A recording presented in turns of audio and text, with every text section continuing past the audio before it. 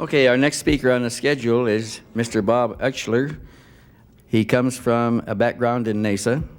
He has done a lot of research in the field of UFO phenomena and has collected a lot of information and has made quite an impression on the community, UFO community at large.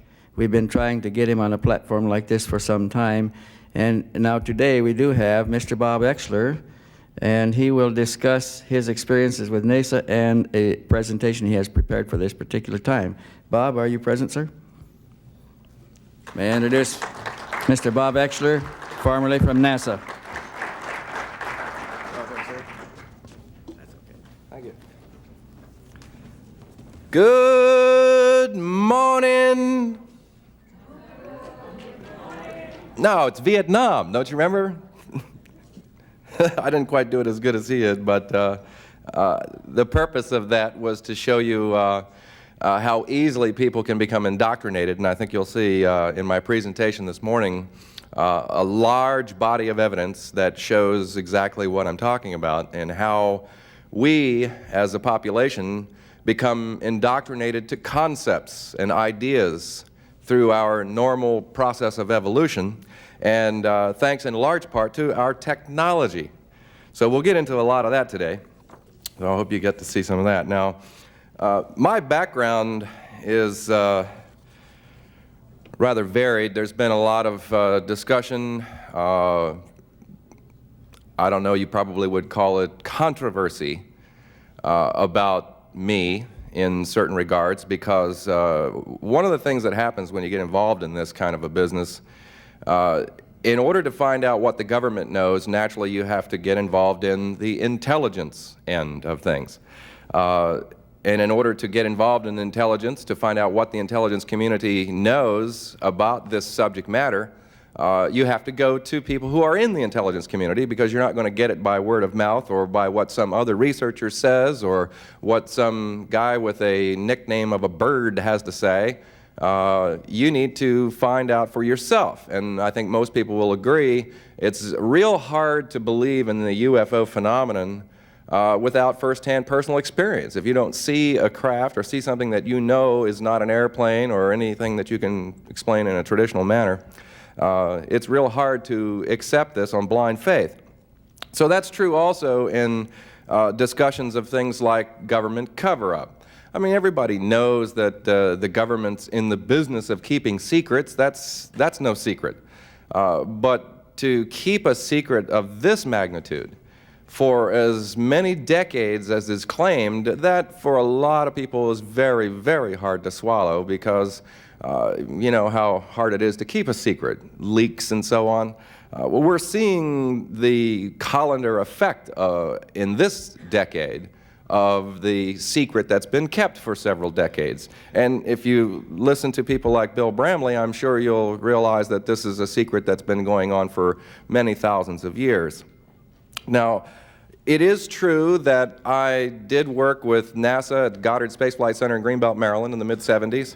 I worked with a contractor called Bendix Field Engineering Corporation. There basically were two classifications of employment there at NASA, mission specialists and operations specialists. I was a mission specialist, and that's where the term mission specialist comes from in my biography. It's not really all that glorified a term. I was essentially a technical engineer. I worked on a variety of projects, the International Ultraviolet Explorer, the Apollo-Soyuz test project, and several others, including some work on the Canadian firm's development of the manipulator arm for the shuttle project. So from that, my area of expertise is in robotics, and if we can have the first slide up there, I'll show you a little bit of how I stack up in the technical community as far as being a technologist. And the reason I want to show you this is because it was an integral part in my involvement with the top level of the intelligence community, in particular Admiral Bobby Ray Inman, whom I'll speak about. This is a copy of my plaque from Who's Who, and as you can see, to be labeled in the community or the United States as a high technology specialist, this is the kind of thing you would probably look for. So I hope that will help explain. I also have still, fortunately, I kept photographic credentials of my work at NASA, so there have been some people who have claimed through their investigation that they couldn't even verify that I ever worked at NASA. So I have, I have proof of that as well, which I have shown at various conferences before. So all of that aside, what does that picture paint? Basically what it tells you is that the worst skeptics in ufology are the UFO researchers themselves. And that is something that's almost a product of our involvement in this. You have to take a skeptical point of view. There is such an abundance of evidence. In order to qualify the evidence, you must be very skeptical, and you have to be skeptical of the players as well, because as we've come to learn from people like Phil Klass, there are people who will go to extraordinary lengths to discredit anything involved in this phenomenon, including the people. And with that, I would like to express my gratitude towards a number of people who have really gone the extra mile, if you will, in helping us grasp an understanding of this phenomenon.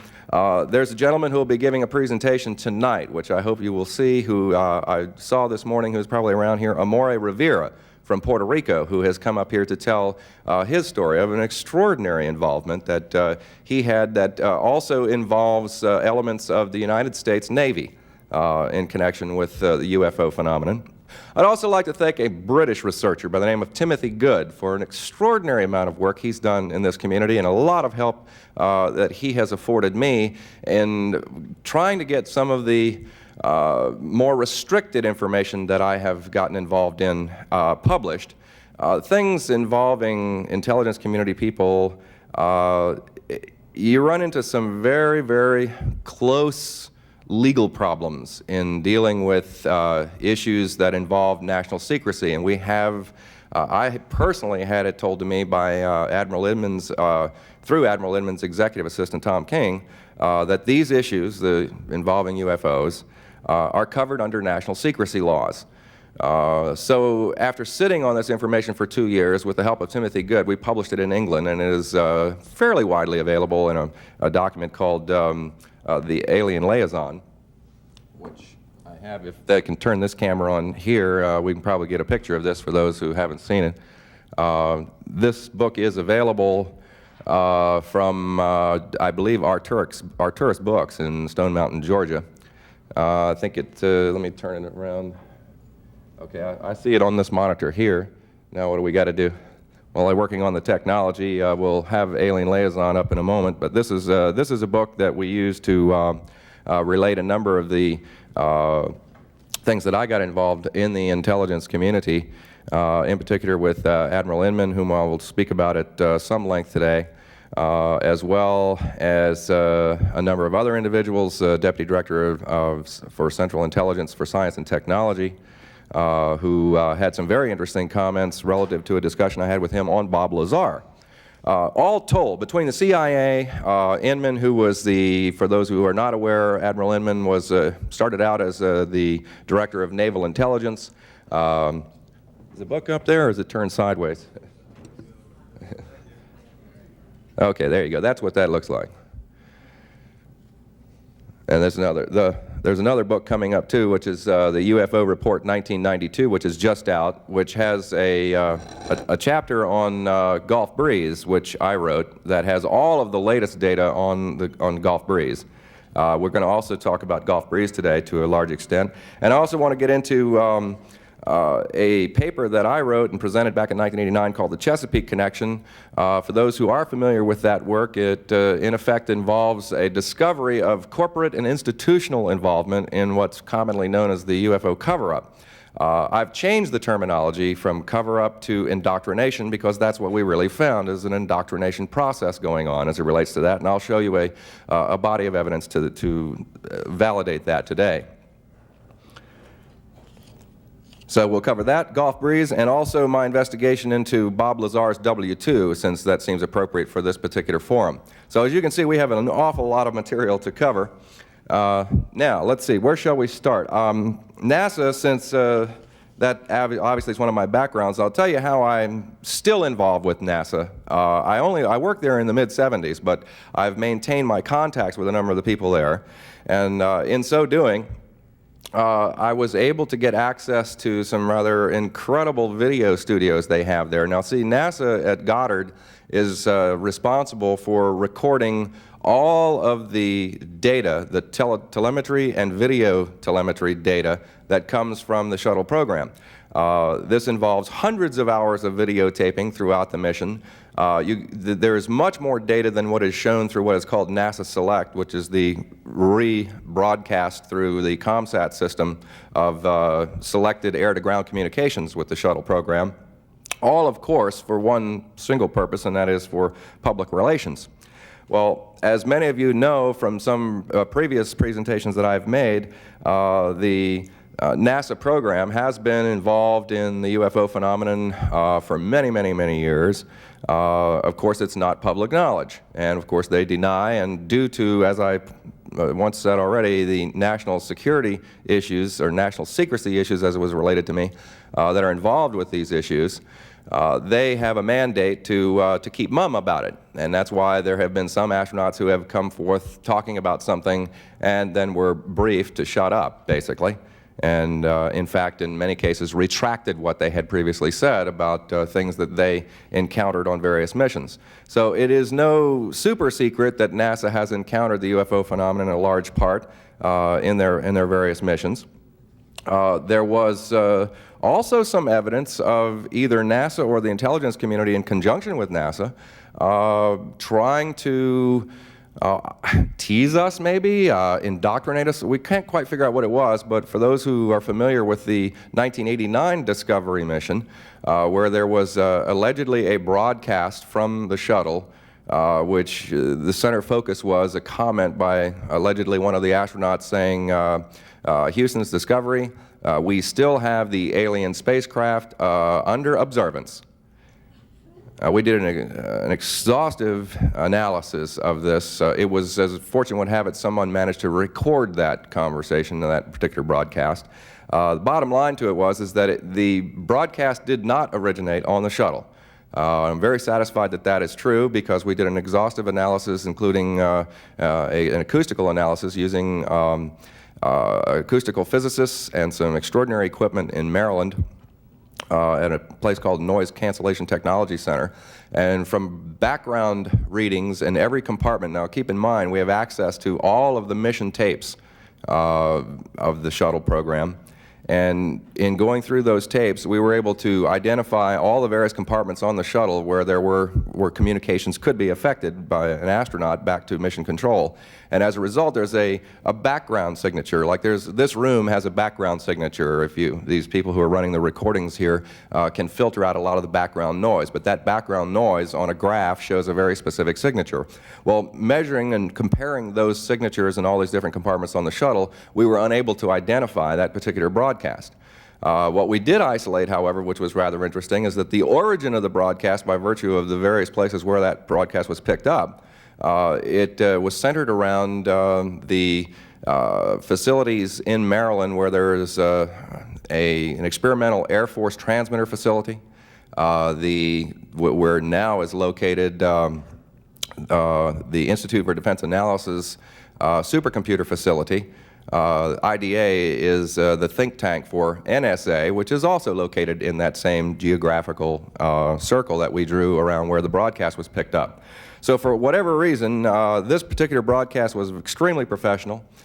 We did voice identification analysis on all of the different astronauts, and again, as I say, the bottom line was it was a very professional hoax that was beyond hoax, because there was no... typically, hoaxes are intended to get somebody, and hoaxes usually terminate with somebody saying, "Gotcha," and they expose the hoax. Well, in this particular case, there was no such thing forthcoming, and a physiological stress evaluator analysis done on the actual broadcast suggested that the individual was not under any kind of duress. There was no evidence of lightheartedness in the voice. Very extraordinary case. I've only seen one other case that even compares with it as far as being extraordinary, and that involves Gulf Breeze and what's commonly known as the Tommy Smith case, which I will not have time to cover today. But that shortly, in simplicity, what the Tommy Smith case involves is an individual who presented a series of UFO photographs claiming they were fakes. Went public with the fact that, or with his hypothesis that this was hoaxed, claiming he was involved with it, as well as Ed Walters of Gulf Breeze. The only problem with that was when the chief of police, who was the one who received the negatives, sent his emissary with us to the industrial labs where we did the analysis work on the negatives, and we started evaluating the problem was that when he presented these, he said they were double exposures. Well, as soon as we started blowing these pictures up, you could see there was no background, there was no second image. In other words, clearly not double exposures. And then after an exhaustive analysis, which is reported incidentally in UFO Report 1992, the bottom line was the pictures turned out to be authentic. Now that's kind of strange. That's the first time I've ever run into such a case where somebody presents a series of pictures claiming them to be fake and they turn out to be real. I don't even know, I won't even begin to get into the psychology of such a convoluted type of scenario. So back to NASA, let me show you the latest from September 15th and 16th in the new Discovery mission. And let me show you some of the things that are regularly seen, and in the interest of time, I won't even read the letter from the U.S. House of Representatives Committee on Science, Space, and Technology, and trying to explain the phenomenon you're about to see as ice crystals. They go on to say that they were beginning to start a program of dumping overboard a significant volume of wastewater, which is something they do on every mission. The problem is that when we checked the mission tapes, the project to dump the wastewater didn't even start until 15 minutes after the event you're about to see. There's a couple of events on here that you'll find rather extraordinary. So let me go ahead and beg your pardon a moment and stick a videotape in here, and we'll start with this first one, and then I'll try to talk you through this. We might find it advantageous to kill some of the lights, especially in the back there, because these are, the first part here is the night video from the Discovery mission, and also there's a second segment that I think you'll see on here, which is a daylight segment, also from the same shuttle, which was the next day on the 16th of September, and you'll see some rather extraordinary phenomena. Keep in mind, with daylight, the only way you get extraordinary luminosity is by reflection of the sun on objects. The problem is, when an object moves all the way across the screen, as you know, when you see an airplane fly across the sky and it strikes an angle of the sun where it hits the windshield or something on the plane and it shows you a bright light back, well, you know that that's a fleeting moment, because as an object travels, you lose that reflective capability on a particular angle, but you'll notice the luminosity of these objects continues until all the way out of view. There's no change in the luminosity structure.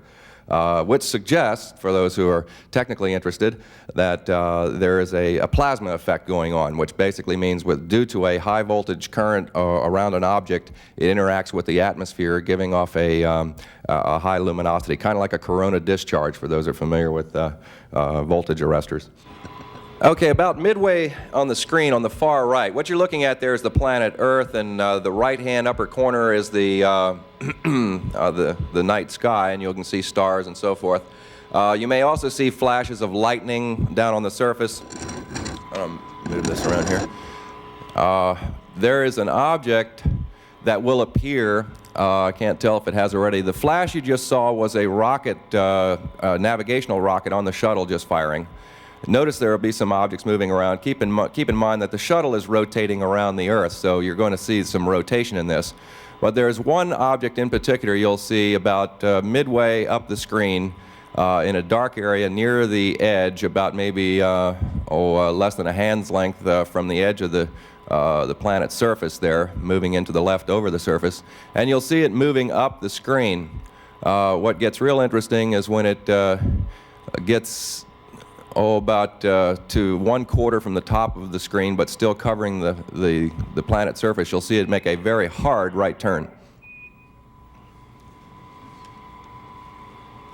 And we'll also run this for you in a little faster speed so you can see the effects of it. Right, J.O., we predict the maneuver to the supply water dump attitude will take about 15 minutes, and in order to start the dump on time, we'd like for you to do that maneuver now.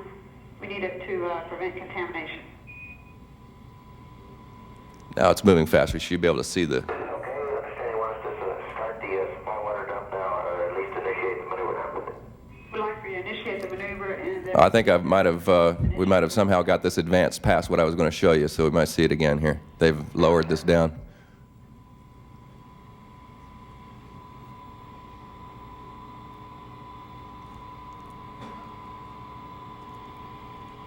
I think what they were just announcing was they were going to begin the water dump. That could have been ice crystals, what the white thing. Now they've panned down in here. I hope we haven't messed this up and scanned on past what I wanted to show you here. Oh, you saw something at the beginning move off and to the right? Okay.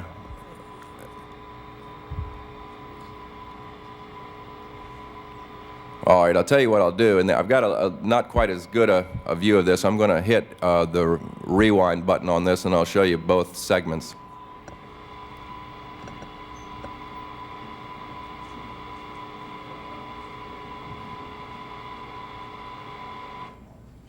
I received a letter many months ago that we've been investigating. It's written on the Department of Air Force Stationery, Washington, D.C., from the Office of the Secretary. And it was written to Mr. Phil Klass of Washington, D.C. And it's signed by a Major Thomas Shively, USAF S&T. The date of the letter was 19 December 1990, which is about a year ago. And there's quite a number of interesting things in here that I want to point out, one of which is I'm going to show you a videotape that followed. It shows some incredible prognostication and just shows you some of the things that we're up against in doing research here. Okay, let me, is that start again? Why don't you go ahead and push start on that.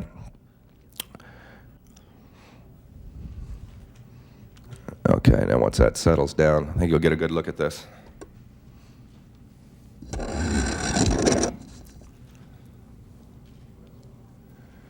Okay, that was a lightning flash you saw right there, but that's about the area you want to keep focused on. There's a number of other objects that come through. Now this is well before the program to dump the wastewater, which basically indicates that you shouldn't have too much in the way of ice crystals going here. But one of the things is the only thing that could cause an ice crystal to make a dramatic turn was if they were to fire one of the directional rockets on the shuttle. In which case you would see a flash, as you saw on the screen once on the segment that I showed you. There's any number of things to explain some of the other dots. Most of them are probably cities, bright lights down on the surface, and in some cases you might even see airplanes. Okay, it's real hard for me to see here, but you'll observe this, and then we run this back and forth a couple of times through this relatively short segment, but you'll see this object take a hard right turn and go off into space.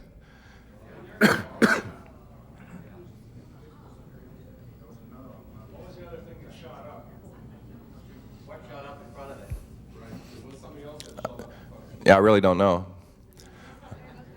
But the point is that I'm trying to show you that there are some things that are extraordinarily difficult to explain that show up on a lot of these NASA videos and can't be explained with the casual explanation of wastewater. Now watch this thing make the right turn. Do you see a rocket flash just before this thing makes a right turn that would cause an object floating along with the shuttle to make a hard turn? Well, there's a flash, but that wouldn't cause that.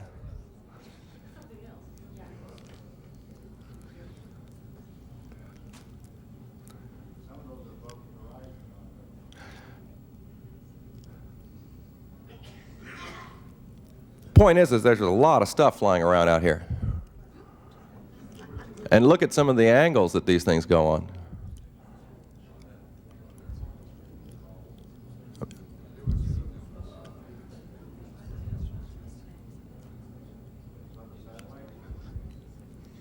Well, satellites don't make right turns, as far as I know.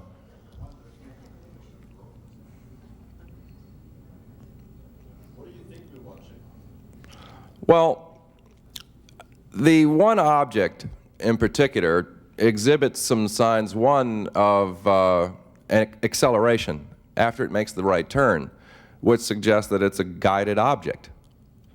that's under some kind of intelligent propulsion. Now, whether that's remote controlled or something, I really couldn't say. I couldn't conclusively say something like, for example, that that's an extraterrestrial craft that's being guided. But the point is that there's a lot of rather provocative things going on above the atmosphere of the Earth. Well, the shuttle is typically flying, let's see, I'm not even going to answer because I'd be hazarding a guess. They fly at various different altitudes, and they're constantly changing the altitudes according to different debris. For those who follow some of these things, this most recent mission, they had to change orbit because there was a rocket booster, a Soviet rocket booster that was within, I think the tolerance is like 3 miles of the craft. If something comes within, if they get within that range, they move to within about 10 miles of objects. They don't like to get too close to anything. It can cause too much damage. Now here's a daylight view looking down at the Earth. And now you'll be able to observe some rather extraordinary, brilliantly lit objects. Notice how the object changes size. That object you saw going down although it looks as though it's going down in the picture, it is in fact descending to the planet. And that's determined because the relative size decreases when you do a frame-by-frame analysis. Do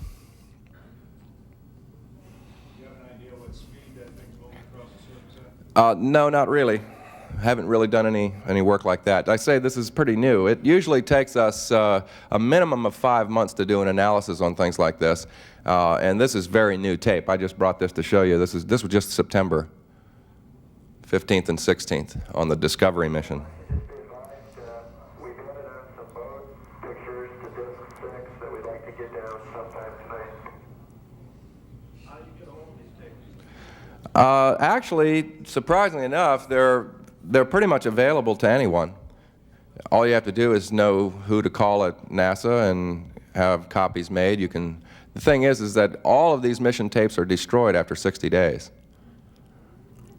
So you have to be quick about it. You have to find it and then get copies of the tapes.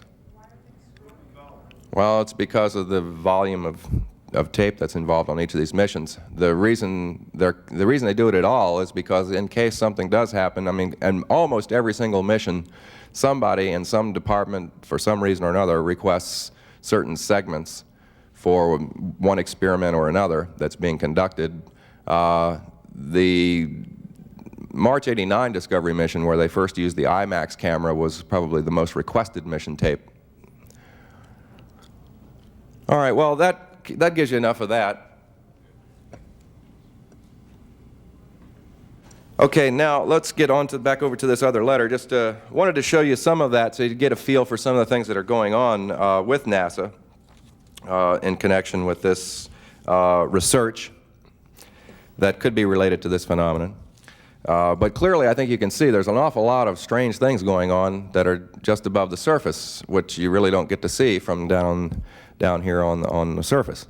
Back to this letter. Let me read you this letter written to Phil Klass from the Department of the Air Force Office of the Secretary. Does everyone know who Phil Klass is?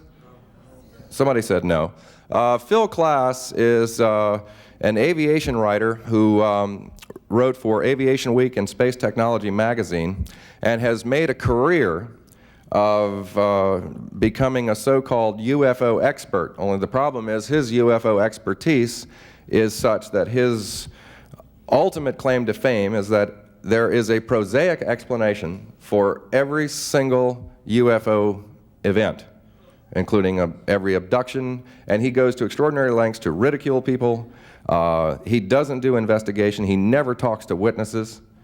Of some 3,000 airline pilot cases that Dr. Richard Haynes has documented, he has managed to dismiss every single one of them. Now, these are trained observers, and he's claiming pilots are seeing Venus landing. I mean, some extraordinary, excuse the phrase, bullshit that this guy comes up with.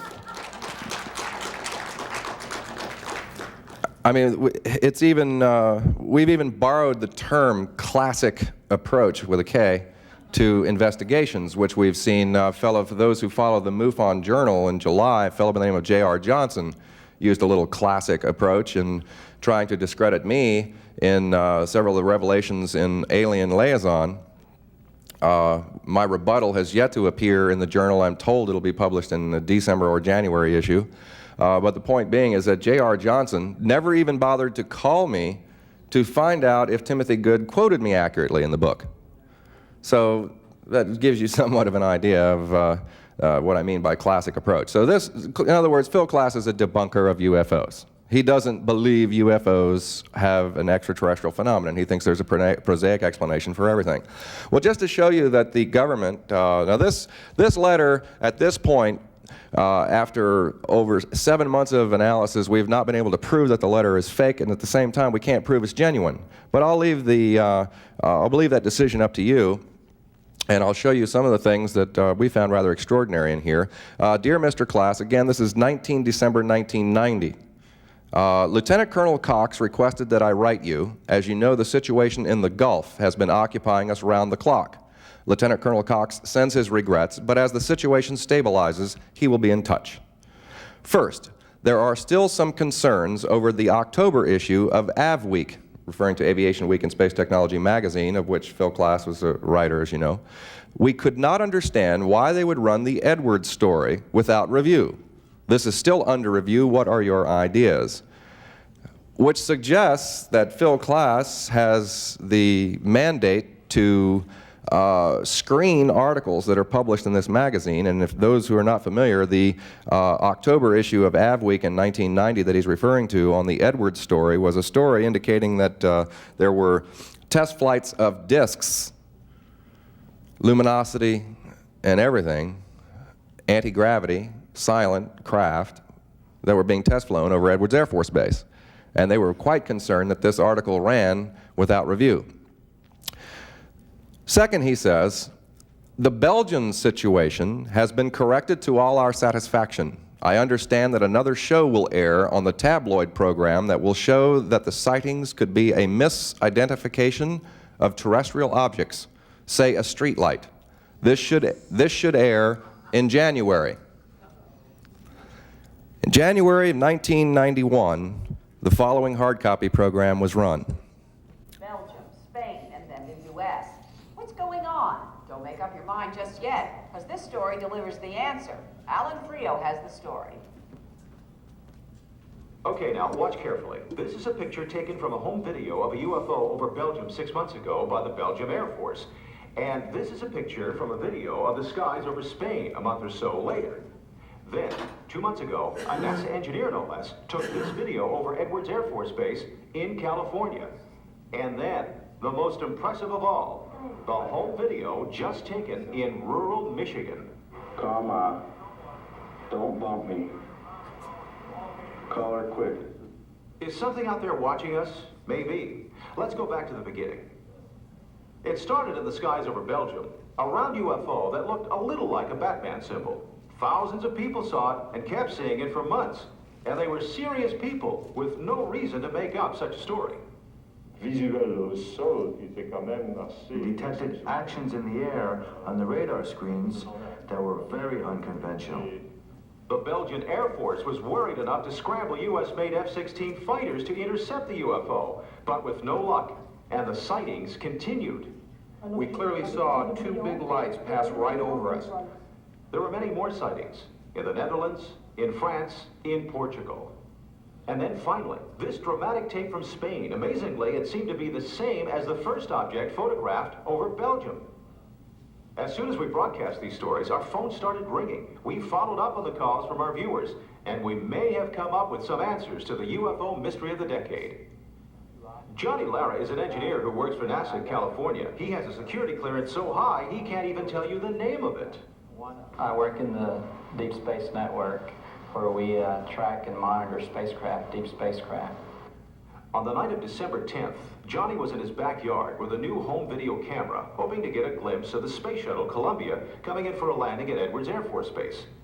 But what Johnny saw and filmed was no space shuttle. I saw two objects up in the sky, and I got some pretty good pictures of them. And there was two spacecraft. One of them kept moving around the other, and then it went out of my range, my video range. And then the other spacecraft was just stationary for a couple more minutes, and then it came straight towards me. This is the tape Johnny shot. The same shapes again that we brought you from Belgium and Spain. What was out there? When Johnny brought his tape to work at NASA, they refused to look at it, and NASA refused to talk to hard copy about it. What did Johnny Lara see and film? I didn't think nothing of it until I saw your story. Then I knew that I had the same spacecraft that you had in Belgium and in Spain. Knowing spacecraft, I don't think we have anything that just hovers and then just takes off. So I believe it was some type of spacecraft that was there watching the landing, the space shuttle land. Because right 2 minutes after the space shuttle landed, then they took off. Belgium, Spain, and Southern California. But there's much more. Another call took us to the desert outside of Las Vegas, Nevada. Groom Lake is the most secret part of super secret Nellis Air Force Base. It's also a favorite site for UFO hunting. Crowds even gather some nights to watch the strange lights in the sky. But Groom Lake is where ultra-secret military programs have unleashed some very unusual flying objects over the years. Skeptics have often said that UFOs might really be some kind of top-secret airplane that was being tested.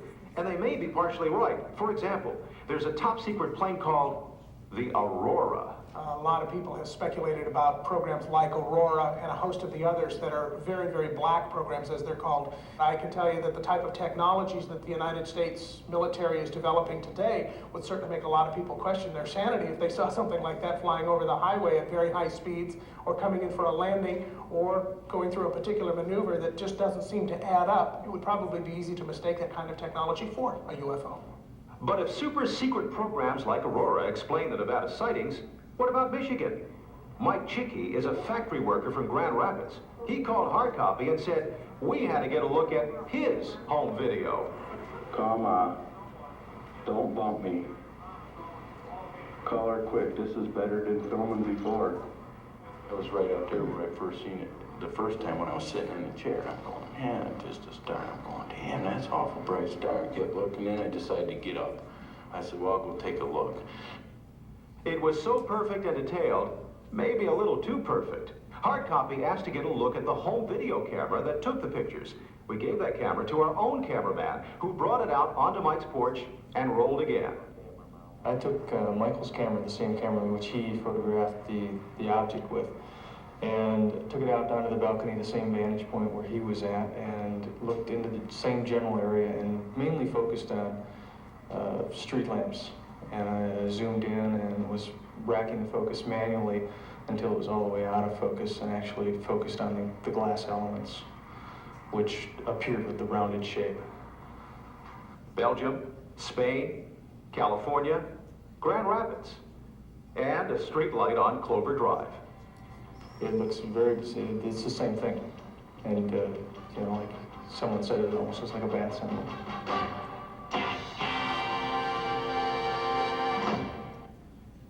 Batman. And coming up, the small-town amateur who took on the best beauties on the circuit, blushed, and walked away. Okay. Well, let me just say a comment about that. It's pretty good prognostication in the letter to Phil Klass about the street light.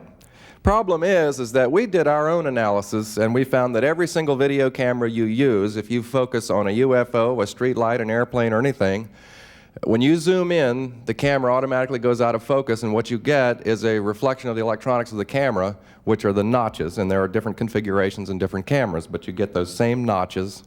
And that doesn't mean that all those videos that these people took are street lights. It just means that you're seeing a reflection of the electronics of the camera. So it's really kind of an absurd way of trying to debunk a whole series. But this is typical of the way Phil Klass would approach debunking UFO videos. First of all, the video medium is, to be frank with you, a lousy medium for analyzing photographs and videos. Or these kinds of pictures, because the main reason is that when you look at a TV screen, it's made up of 525 lines of resolution, which means if you take a photograph and you draw 525 lines across it, you lose a large portion of the data of the picture. And it's very, very difficult to make an analysis of lights moving across these horizontal jail bars, if you will.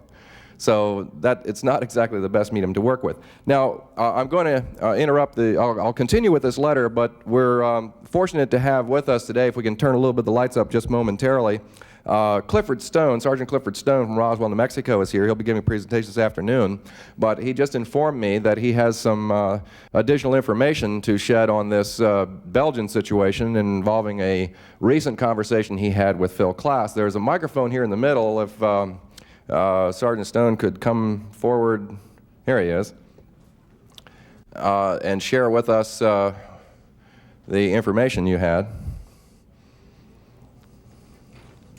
I'm Clifford Stone, Sergeant First Class, U.S. Army retired, and I have an active interest in UFOs.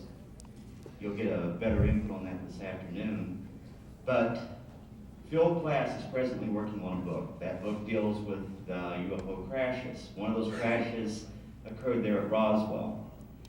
The result of him being down there on Saturday, I met with Mr. Klass. I guess recently put out a new book. Anyhow, in that book, I have some of the documentation that's been released by the Defense Intelligence Agency concerning the Belgium UFO sightings.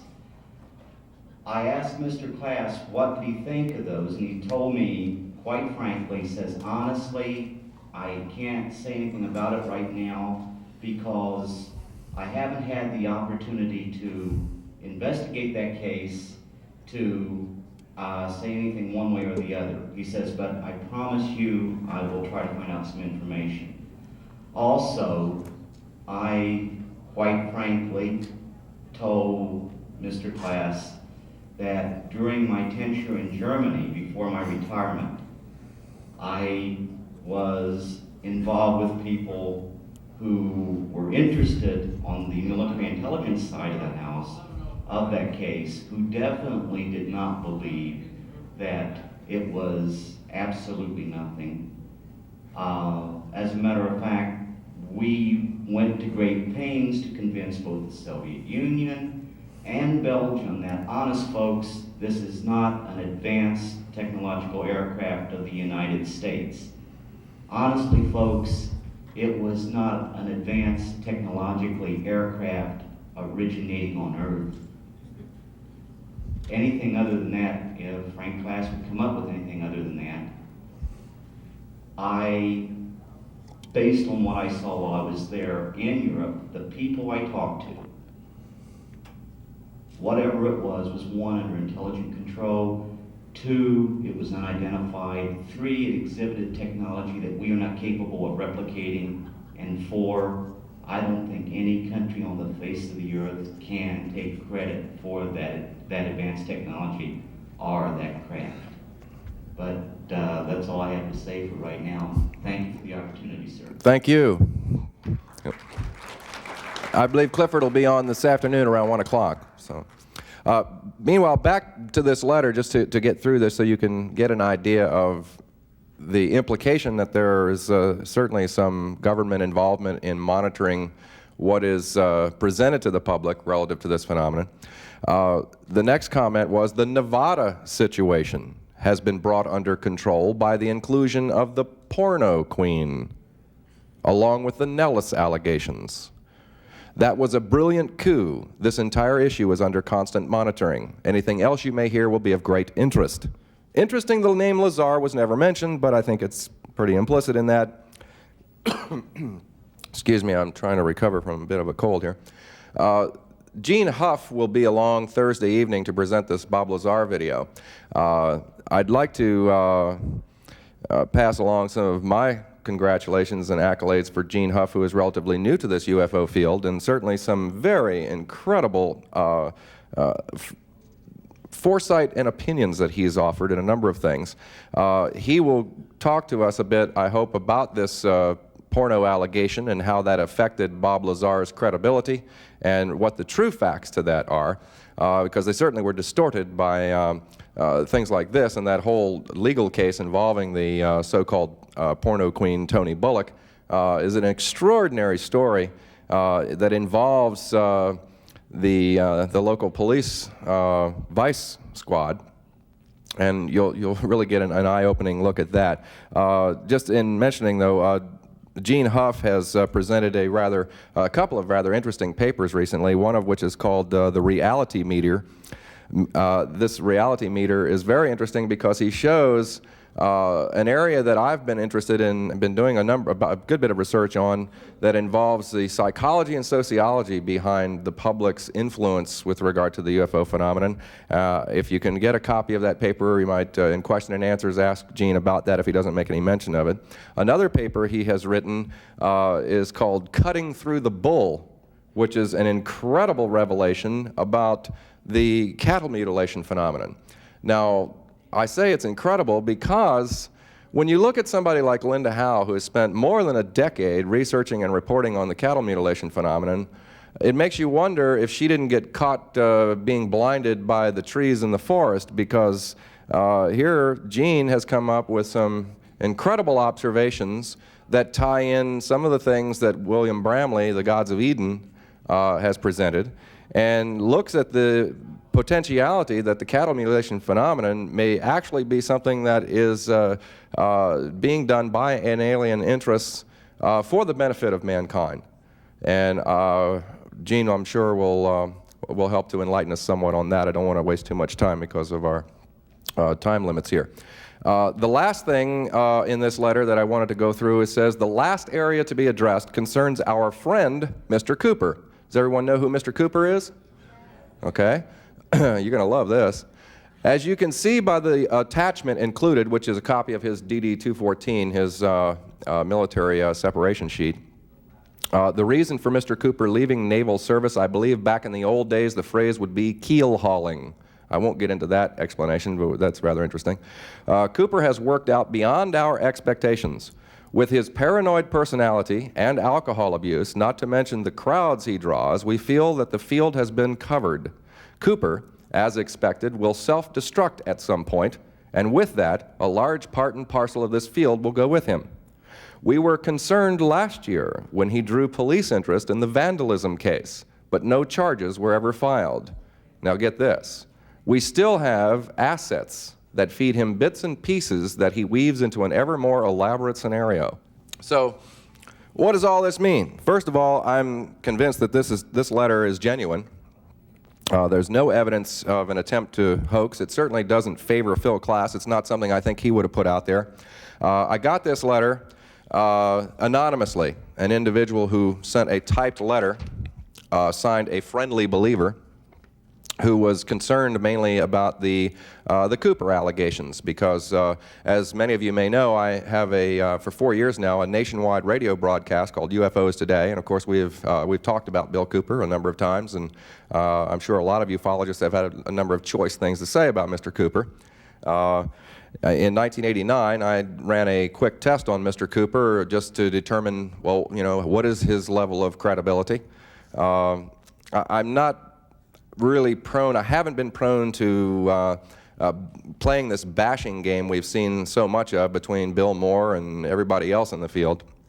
But I just, for my own interests, when I was here in Las Vegas for the symposium for MUFON, I had mentioned, because of my involvement with Admiral Inman, I indicated that through my research I had learned that Admiral Inman had been assigned to SINCPAC Fleet during 1972, the same time period Bill Cooper was involved with SINCPAC Fleet, and apparently had his exposure to some classified files involving the phenomenon.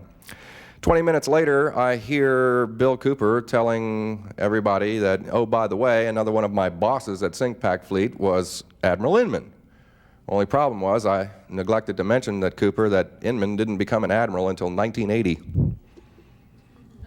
So you can, you know, take that with however you want. Anyway, just for me, it gives a barometer of just how far someone's willing to go to maybe not embellish on his experience, but to try to bolster his experience. So you take that for what it's worth. All right, now let's go to the slides. and advance. I think we got one slide up so far. I'm going to have to try to move along quickly, so I'll probably be skipping over some things. So let's skip to the next one. This is Walter Sullivan, We Are Not Alone. I got involved with Walter Sullivan, who still is the science editor for the New York Times. An incredibly brilliant gentleman. This is what, for me, actually started the technical aspects of the research I did on the Chesapeake Connection, which is a publication that I presented first in 1989, and of course I've expanded on. I did incidentally bring, this is what it looks like here. I brought 10 copies with me, so if anyone is interested, we're going to have them available. It's cheaper to get them here than through the mail. It's $15. We'll have them available in the at Wendell's booth over in the exhibit hall. I do have, if we run out of those and you're still interested, we have some flyers that indicate how, with an address and so forth, and how you can get it through the mail if you're so inclined and interested. I think it was a groundbreaking paper because it was the first time anybody had offered a hypothesis involving corporate involvement in the cover-up. We've expanded greatly on that since. So let's move to the next slide, please. This was, again, something that went with the NASA stuff. Actually, that was a George Adamski photograph, but again, it shows this is the moon you're looking at, and a number of rather interesting objects photographed through a telescope. Go ahead. Next slide, please. Is this, I don't know if you can read it, if it's in there correct. Now, again, military interest in this phenomenon has been quite extraordinary. What you're looking at is a 1950s recruitment poster. Unfortunately, the slide I have here doesn't have the whole poster. Down at the bottom, there is a guy in Air Force blues saluting, and it's basically a re-enlistment poster, and it says, learn about the future. But focus on the center, if you will, and let's take the next slide, and I'll give you a blow-up of this, because it's rather extraordinary. You'll notice this object that's the centerpiece of this poster. Look to the left, and you'll see there's a split fin on the back of this sort of disc-shaped craft. And now let's take the next slide, because I want to show you something interesting in my research that I found. You're looking now at a drawing. This is a case involving a fellow out in Oklahoma who was an abductee, and he was abducted several times aboard a craft, and you'll see in the drawing in the upper right-hand corner, he's showing you this split fin. Now, of course, he didn't know anything about this Air Force recruitment poster. The next slide is he actually took some pictures of these craft right out through the bedroom window, which we have took Junichi Yaoi doing his fourth UFO special. We went to Oklahoma and went to this location and actually videotaped from that exact location there this year, and that was reported in his special that was aired in October. The next slide, I think, gives another view with a different array of the scout craft around, but essentially, this is the photographs of the thing that he drew with the split fin. Rather extraordinary. This, of course, was in 1988, and the poster was back in the 50s. Okay, the next slide, please. Okay, now, let's move to Bob Lazar. I'll quickly run through my investigation of the W2. There's a lot of things I can say about Bob Lazar, one of which is that I already made mention of my involvement with the CIA. Admiral Inman had, I had went to him to seek guidance in how I could get access to one of these recovered craft for civilian research purposes. In fact, why don't I do this before I jump to the Bob Lazar W2, so it'll have some continuity for you. I'll read you some excerpts of the transcript of the telephone conversation I had with Admiral Inman, so that you'll have somewhat of a feel of how I got down this road and how the CIA got involved in the Bob Lazar investigation. I'm going to skip down into the conversation. He said, the question is, what is the general area of interest? Now, this is a recorded telephone conversation that was, Bob Inman had returned my call. I had called with Timothy Good had come to visit after the symposium in 1989, and we started thinking, well, you know, it had been a year since I had had contact with Admiral Inman the first time when I had inquired about MJ-12. Actually, I didn't inquire. I just merely asked him if he would at some point in time have someone get in touch with me relative to how I can get closer to MJ-12, and he kind of gave me a half smile and took my business card and said, okay. Well, I never heard from him again. Well, this presented an opportunity. We called Admiral Inman's office, representing Admiral Lord Hill Norton, who wrote, for many of you who've seen Above Top Secret, wrote the foreword for Timothy Good. Admiral Lord Hill Norton was the former Chief of Defense Staff for Great Britain, for the Defense Ministry there. And so typically it would be someone probably Inman would know, since Inman, coming out of Naval Intelligence, becoming the director of the National Security Agency, he was deputy director at CIA, the director of IDA, Institute for Defense Analysis, and in essence holding every top intelligence post exists in the U.S. intelligence community. So as fortune would have it, Inman returned my call, and in the conversation he did ask the question, what is the general area of interest? And I said two things. One, it's my feeling from my research that there is a dichotomy of sorts, one in which there seems to be an indoctrination program to educate the public to the realities that are involved here. The other must be a problem relating to security measures and the need-to-know level. I indicated that I had an influence. I was a radio broadcaster with a regular radio broadcast on the subject matter. Indicated I was well written amongst the publications, connected with all the major organizations. I've investigated, spent 18 months investigating, including field investigations involving the Gulf Breeze situation, something I figured he would know about, since in August of 1988, the Joint Chiefs of Staff met in Pensacola Naval Air Station there, right in the heyday of the Gulf Breeze sightings. I know all of the internals on that, and I have focused a great deal on the technologies. I've studied a great deal of the things that have been going along in the Chesapeake Bay, in particular with the Empress project, in connection with the Electromagnetic Continuity Analysis Center and with the EMP projects. Four important points that I made here. It was a program to indoctrinate the public, acknowledgement that the Admiral is speaking to a journalist, field investigations in Gulf Breeze where the Joint Chiefs of Staff met, and EMP projects, which were acknowledged in the Washington Post to be electromagnetic pulse weapons, which were being developed in order to keep pace with the Soviet Zap gun. And since the Soviets were based right there in the Chesapeake Bay where the testing was being conducted, whom are we supposed to think the weapons were designed to be used against? But as President Reagan put it several times, a force from outer space. And the Admiral responded, all of those are areas in which I am vastly out of date. When I made the decision to retire 7 years ago, I made a conscious decision to sever ongoing ties with the U.S. intelligence community. I have had some exposure on limited occasions to some areas of activity over the succeeding 7 years when I did the Embassy Security Survey as a consultant to the Defense Science Board. But overwhelmingly, my efforts in these past 7 years have been focused on industrial competitiveness, on the application of science and technology in the commercial world.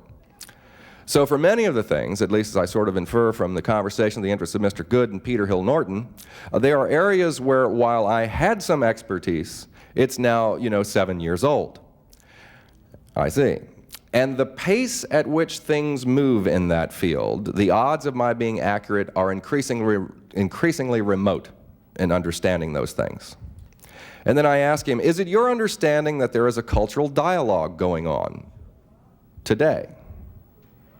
Well, I guess I'd have to ask, with whom? Between what parties? Well, between any of the parties that presumably are behind the technology and the crafts. I honestly don't know, have no exposure at all. So I haven't a clue whether there are any ongoing dialogues or not. I'm trying to think who there in the Washington area that is at least much closer to the issues that might be able to at least give you some guidance. And he goes on and he says, the Deputy of Director for Science and Technology at CIA is named Everett Heinemann.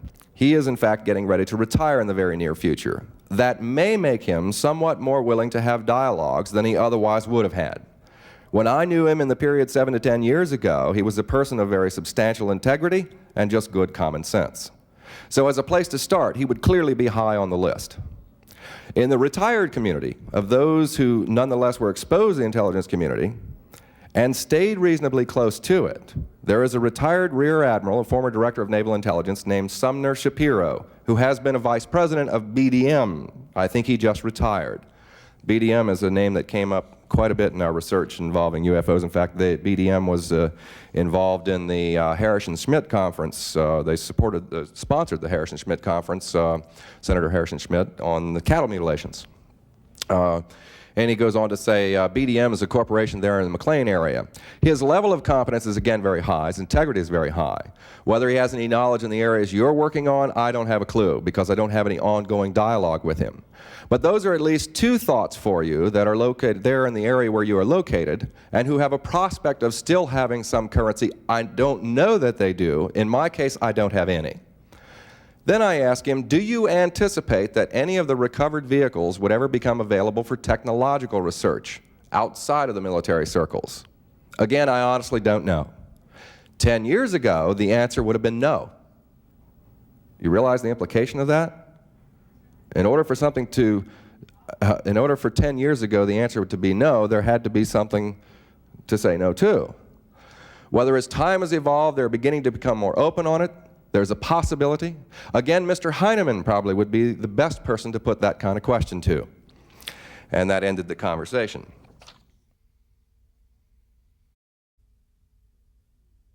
Pulling a few interesting techniques, I was able to get them to search their records for 10 years back for everybody of enlisted or officer, retired, reserves, every category. And the name Thomas Shively does not appear in Air Force records, which suggests that it's probably a pseudonym. Excuse me.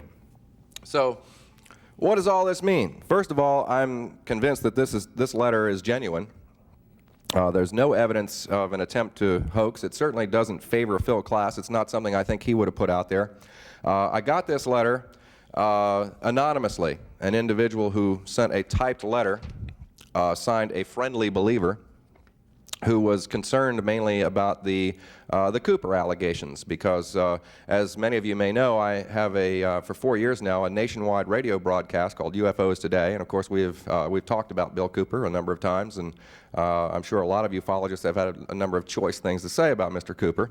In 1989, I ran a quick test on Mr. Cooper just to determine, well, you know, what is his level of credibility.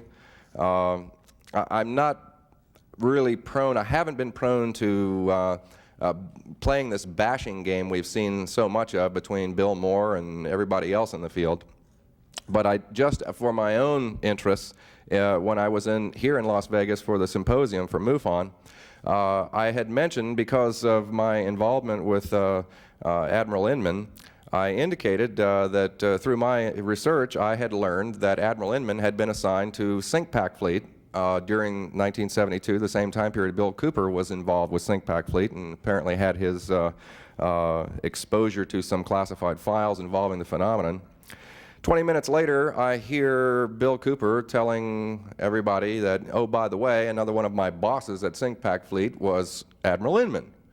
Only problem was I neglected to mention that Inman didn't become an admiral until 1980. So you can, you know, take that with however you want. And anyway, just for me, it gives a barometer of just how far someone's willing to go to maybe not embellish on his experience, but to try to bolster his experience. So you take that for what it's worth. All right, now let's go to the slides and advance. I think we got one slide up so far. I'm going to have to try to move along quickly, so I'll probably be skipping over some things. So let's skip to the next one. This is Walter Sullivan, We Are Not Alone. I got involved with Walter Sullivan, who still is the science editor for the New York Times. An incredibly brilliant gentleman. This is what, for me, actually started the technical aspects of the research I did on the Chesapeake Connection, which is a publication that I presented first in 1989, and of course I've expanded on. I did incidentally bring, this is what it looks like here. I brought 10 copies with me, so if anyone is interested, we're going to have them available. It's cheaper to get them here than through the mail. It's $15. We'll have them available in the at Wendell's booth over in the exhibit hall. I do have, if we run out of those and you're still interested, we have some flyers that indicate how, with an address and so forth, and how you can get it through the mail if you're so inclined and interested. I think it was a groundbreaking paper because it was the first time anybody had offered a hypothesis involving corporate involvement in the cover-up. We've expanded greatly on that since. So let's move to the next slide, please. This was, again, something that went with the NASA stuff. Actually, that was a George Adamski photograph, but again, it shows this is the moon you're looking at, and a number of rather interesting objects photographed through a telescope. Go ahead. Next slide, please. Is this, I don't know if you can read it, if it's in there correct. Now, again, military interest in this phenomenon has been quite extraordinary. What you're looking at is a 1950s recruitment poster. Unfortunately, the slide I have here doesn't have the whole poster. Down at the bottom, there is a guy in Air Force blues saluting, and it's basically a reenlistment poster, and it says, learn about the future. But focus on the center, if you will, and let's take the next slide, and I'll give you a blow-up of this, because it's rather extraordinary. You'll notice this object that's the centerpiece of this poster. Look to the left, and you'll see there's a split fin on the back of this sort of disc-shaped craft. And now let's take the next slide, because I want to show you something interesting in my research that I found. You're looking now at a drawing. This is a case involving a fellow out in Oklahoma who was an abductee, and he was abducted several times aboard a craft, and you'll see in the drawing in the upper right-hand corner, he's showing you this split fin. Now, of course, he didn't know anything about this Air Force recruitment poster. The next slide is he actually took some pictures of these craft right out through the bedroom window, which we have took Junichi Yaoi doing his fourth UFO special. We went to Oklahoma and went to this location and actually videotaped from that exact location there this year, and that was reported in his special that was aired in October. The next slide, I think, gives another view with a different array of the scout craft around, but essentially, this is the photographs of the thing that he drew with the split fin. Rather extraordinary. This, of course, was in 1988, and the poster was back in the 50s. Okay, the next slide, please.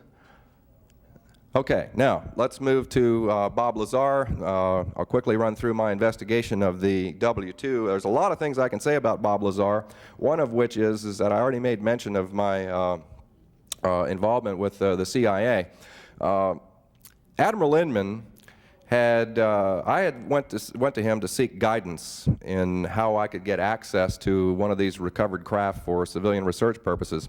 In fact, why don't I do this before I jump to the Bob Lazar W2, so it'll have some continuity for you. I'll read you some excerpts of the transcript of the telephone conversation I had with Admiral Inman, so that you'll have somewhat of a feel of how I got down this road and how the CIA got involved in the Bob Lazar investigation. I'm going to skip down into the conversation. He said, the question is, what is the general area of interest? Now, this is a recorded telephone conversation that was, Bob Inman had returned my call. I had called with Timothy Good had come to visit after the symposium in 1989, and we started thinking, well, you know, it had been a year since I had had contact with Admiral Inman the first time when I had inquired about MJ-12. Actually, I didn't inquire. I just merely asked him if he would at some point in time have someone get in touch with me relative to how I can get closer to MJ-12, and he kind of gave me a half smile and took my business card and said, okay. Well, I never heard from him again. Well, this presented an opportunity. We called Admiral Inman's office representing Admiral Lord Hill Norton, who wrote, for many of you who've seen Above Top Secret, wrote the foreword for Timothy Good. Admiral Lord Hill Norton was the former Chief of Defense Staff for Great Britain, for the Defense Ministry there. And so typically it would be someone probably Inman would know, since Inman, coming out of Naval Intelligence, becoming the director of the National Security Agency, he was deputy director at CIA. The director of the IDA, Institute for Defense Analysis, and in essence holding every top intelligence post exists in the U.S. intelligence community. So, as fortune would have it, Inman returned my call, and in the conversation, he did ask the question, what is the general area of interest? And I said two things. One, it's my feeling from my research that there is a dichotomy of sorts, one in which there seems to be an indoctrination program to educate the public to the realities that are involved here. The other must be a problem relating to security measures and the need-to-know level. I indicated that I had an influence. I was a radio broadcaster with a regular radio broadcast on the subject matter.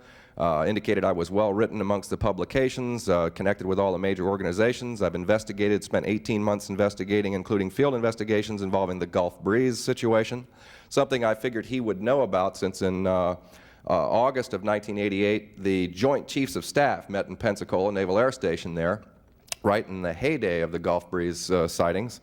I know all of the internals on that, and I have focused a great deal on the technologies.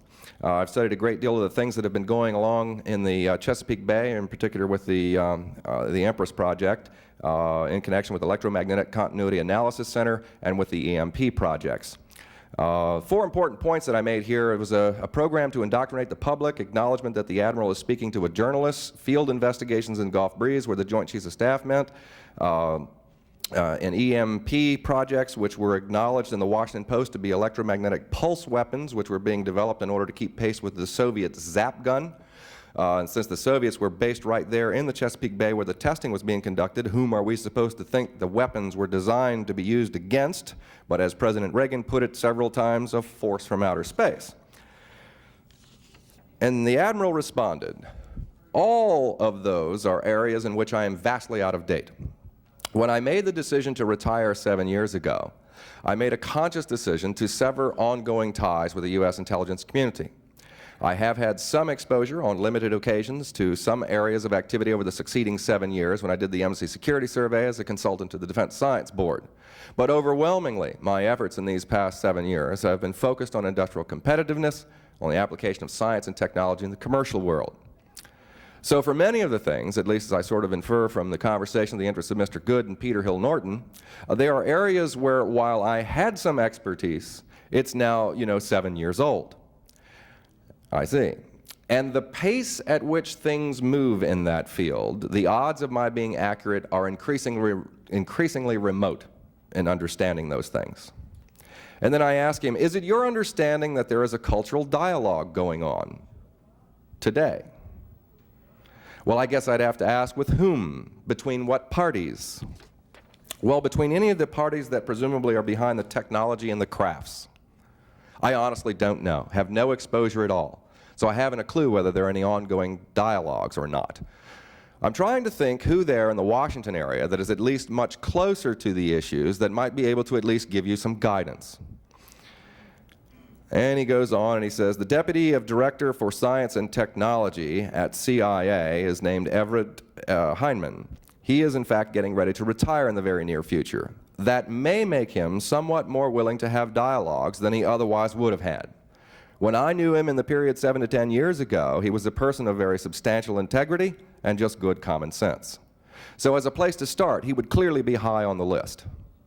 In the retired community, of those who nonetheless were exposed to the intelligence community and stayed reasonably close to it, there is a retired Rear Admiral, a former Director of Naval Intelligence named Sumner Shapiro, who has been a Vice President of BDM. I think he just retired. BDM is a name that came up quite a bit in our research involving UFOs. In fact, the BDM was involved in the Harrison-Schmidt conference. They sponsored the Harrison-Schmidt conference, Senator Harrison-Schmidt, on the cattle mutilations. And he goes on to say, BDM is a corporation there in the McLean area. His level of competence is again very high. His integrity is very high. Whether he has any knowledge in the areas you're working on, I don't have a clue, because I don't have any ongoing dialogue with him.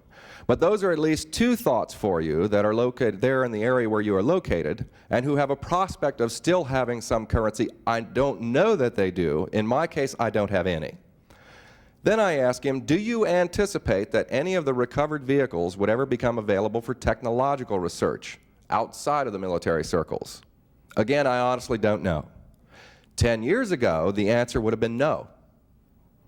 You realize the implication of that? In order for 10 years ago the answer to be no, there had to be something to say no to. Whether as time has evolved, they're beginning to become more open on it. There's a possibility. Again, Mr. Heinemann probably would be the best person to put that kind of question to. And that ended the conversation. Well, I followed that up with a meeting with Everett Heinemann. But before I get to the Heinemann meeting, let me mention that on August 5th of 1991, as a result of the controversy created by this conversation I had with Inman, several people suggested, well, there's no evidence, since you never used the words UFO or alien, that how do we know you were talking about UFOs? how do we know that the Admiral knew we were talking about UFOs? Well, the Admiral wrote a letter to a British researcher dated August 5th, 1991, in which he stated, having no prior knowledge of Mr. Oechsler's interest, I did not understand until well into his dialogue that his research was about unidentified flying objects. Spelled it out and signed the letter. But basically, when you apply that and consider that the very last question I asked was what are the prospects of a civilian research team getting access to a craft, plus you ask the question, well, how in the world would he know who to send me to if he didn't know what the subject matter was? And if you review also the point that he had to have some knowledge of the discussion topic in order to make most of the comments that he made about it, the pace at which things move in that field and a variety of other comments, I think is very clear. Well, now it's been cleared up, and he cleared it up with his own hand that we were talking about UFOs. So this is an incredible revelation. Here you've got what amounts to the top intelligence official in our country acknowledging that the government has possession of these craft, which sheds a whole lot of light on the prospects of Bob Lazar actually working on discs out at the test site here. So Everett Hindman, in my discussion, amongst other things, we evaluated some of the analysis that we had learned at that point on the Gulf Breeze photographs, which we'll get into here momentarily. I asked him a number of things relative to Bob Lazar. He didn't seem to be too familiar with it, said he would check it out and get back to me. And on September 1st, about 2 weeks later, he called me and I asked him, did he get out to Las Vegas? And he said, no, I did not personally. And he indicated that he had talked to some folks regarding the Bob Lazar thing, and he says that he comes to different conclusions than I do. I wasn't aware that I'd offered any conclusions, but nonetheless, it started us thinking. First of all, he didn't deny that Bob Lazar existed, as some people had. He didn't deny that Bob Lazar worked at the test site.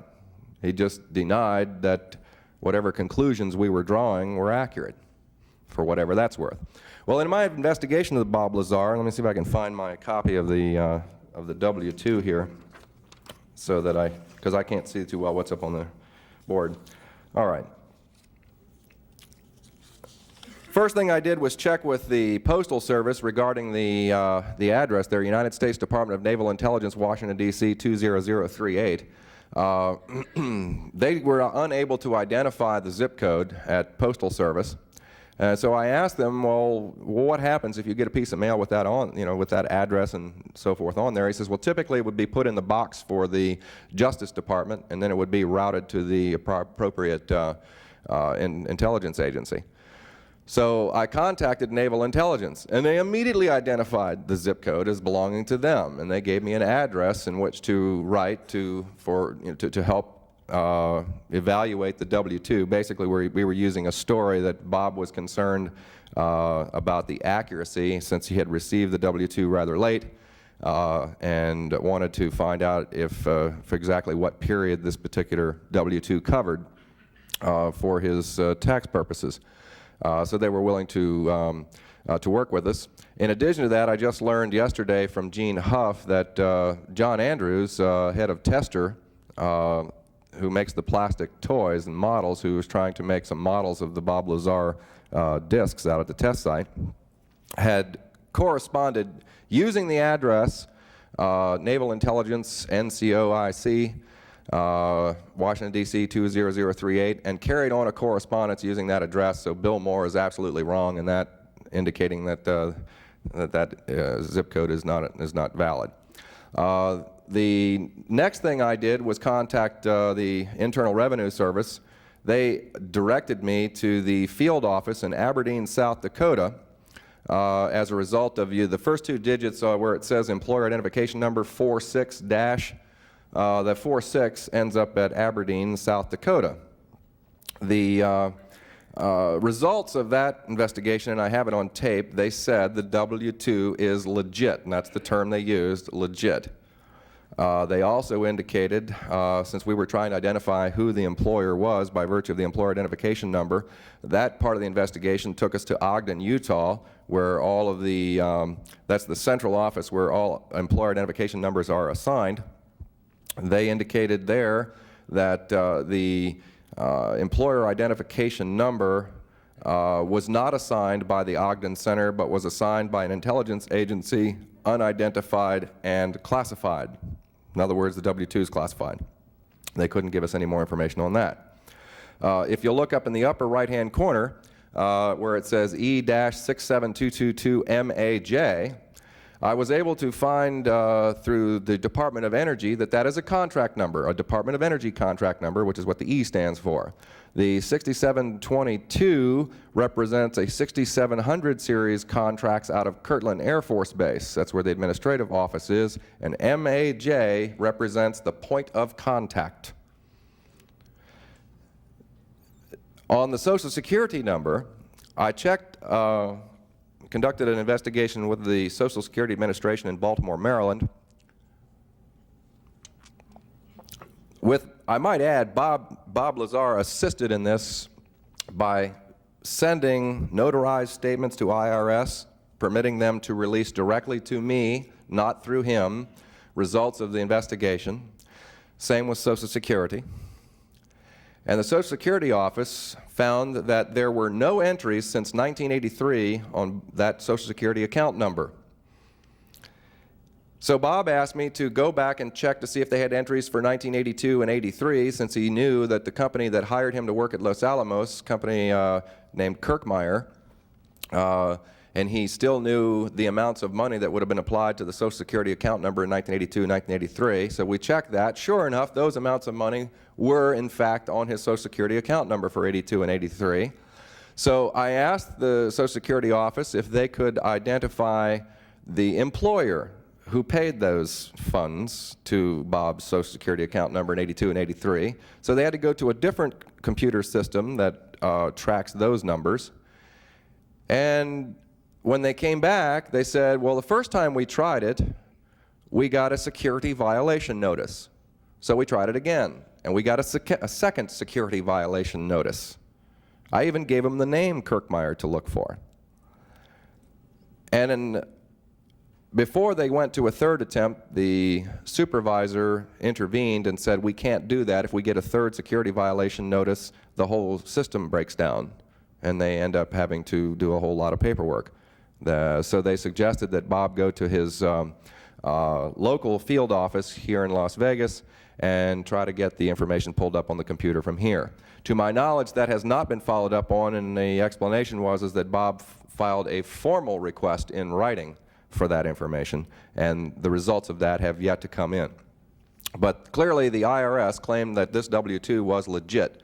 So any question regarding the issue of this particular document being bogus is pure hogwash. In other words, Bob Lazar definitely worked for the U.S. Department of Naval Intelligence in that time period, and that's the amount of money that he received for his trips up to the test site for that first period. Now, he continued working into the next year, as you know, and you'll hear more about that from Gene Huff, clearly. That covered, I think, what was it, just a couple of trips to the test site in December of '88, I believe. And then he went I think five times in '89 up through March. And he did not get a W-2 for the rest of that. In other words, they didn't send him a W-2. He's not yet received one for that period of time, and now we're coming up into 1992 for the 1991 tax year. Okay, the next slide, please. This is just a brief mention. In fact, I think I'll skip this in the interest of time. This is a drawing of the Roswell crash. I had some additional data to pass on to that to show you how convoluted that investigation. Well, let me just make a quick comment. Because of the enormity of the investigation of the Roswell case, as you by now probably are aware, unless you are a Schmidt and Randall fan in that particular book, you probably are aware that there were two locations where that crash occurred, probably involving two disks, and according to Bob Lazar, probably as a result of hostile action between the two disks. One of them went down in the Corona, New Mexico area. The other went down over in the plains of San Augustine. In 1989, when I was in Dallas to give a presentation for their group there. I was doing a radio show, a call-in show, and a young lady called in who indicated that her father was involved in the retrieval operation out at the plains of San Augustine. And we resulted in an investigation, which I basically turned over to Stanton Friedman, who basically sat on it and put it in what he calls his gray basket because he couldn't validate some of the information involving a fellow by the name of Burl Cassidy, who was the guy who drove the bulldozer that dug a trench and buried the disc that was predominantly intact at the site until they could recover it later. The one where there was, she also indicated that there were 2 survivors to the crash. She was the very first one to even make mention of it. She said one of them died on the way to Los Alamos and the other one survived at least a period of a year, according to her father, who died mysteriously, the only accident at White Sands Missile Range. Her name is Samantha de los Reyes. Her account has been talked about, but remains unpublished in any of the popular documentations on Roswell. Nonetheless, now that Gerald Anderson has come forward, he was the guy who, at 5 years old, was at the San Augustine Plains site and actually encountered the alien beings there, also validated Samantha's earlier account, claiming that there was one that was dying, 2 of them dead, and 1 of them survived. So again, very interesting tie-ins, and we could go on and on about that. Next slide. This is just a case up in Minnesota, which I'm going to skip. Next slide. And now let's go to Gulf Breeze. Well, just wanted to make mention, as Wendell pointed out earlier, there's a poster down here that's out. This is the Gulf Breeze sightings poster of the incredible photograph of January 12th, 1988. Let's take the next slide and get to the road shot so I can tell you a little bit about the analysis we did on this and show you some of the problems. Next slide, please. This is one of the Nimslow craft that was shot there in February of '88. Next slide. Okay, here's the road shot, and I think I have some better ones too. Let's skip along and get the real good one so it's bright and I can show you. This is the one where it landed in the field behind the high school. Several interesting points of technology that we learned to look for as a result of Bob Lazar's revelations. Next slide. This is a close-up of the road. Is there some way we can kill these lights in the front here to get a better look? And also, just take the next slide and I'll start my discussion of that while you kill the lights. Okay, now, the investigation or analysis of this photograph has undergone a lot of turmoil. We've had so-called experts who have tried to analyze the photograph based on the merits of the photograph alone, haven't bothered to listen to the testimony of the photographer or any other issues. As a result, there were claims, this is a cleaned up version that we did by computer, eliminating emulsion defects, which were little pieces of emulsion that peeled off. This is one of those 108 type Polaroid films. You take a picture, pull it out of the camera, you wait a minute, and then peel the backing off. Well, when you peel this backing off, a lot of things happen. First of all, when you pull it through, you get roller marks, vertical color bars, essentially is the way that comes out, as there's a little packet of chemicals in the front. When you pull it through, these chemicals come across the plane of the film and start the development process. Then when you peel it across, occasionally you get little pits of emulsion that pull up off of the plate and stay on the backing, which we had the backing to these pictures to verify these things. In any case, because of a series of little white dots, some people thought it was raining. It was not. We checked the meteorological reports. NOAA indicated it had not rained for several days before and after the event that took place here January 12th, 1988. But the big thing is the light that you see on the road. Now, these expert photo analysts had determined that they were looking at this as a reflection off the road. Kind of like if you were to take a large beam of light, a big flashlight, flash it down on the road, you get a reflection on the road. If you rotate that, the source of the beam back, what happens is that the closest to the source is a real sharp, defined, high contrast line, and the other end of it begins to dissipate. Well, obviously, we've got the opposite effect here. The reason being is that what you're looking at here is not a reflection of a beam off the road. If you look at the bottom of the craft, you see a small wisp of some solid material. Solid's probably not a good description. It's more like dry ice fog, if you will. Better term is plasma, which is what it most probably is, the effects of a high electrical field on the atmosphere, and you get a buildup of this substance. Well, what you've got on the road is a pile of this substance. And so you're not looking at a reflection of a beam, but you're looking at a luminosity of what you might call solid light. Also, there's other evidence of this, and in the previous photograph showing the shot where it landed on the field behind the high school, where the same thing occurred.